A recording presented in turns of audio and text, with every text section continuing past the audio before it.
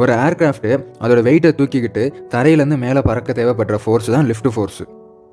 இந்த lift force எப்படி உருவாகும்னா, ஏரோஃபாயில்னு ஒரு சர்ஃபேஸ் மூலயமா உருவாகும்.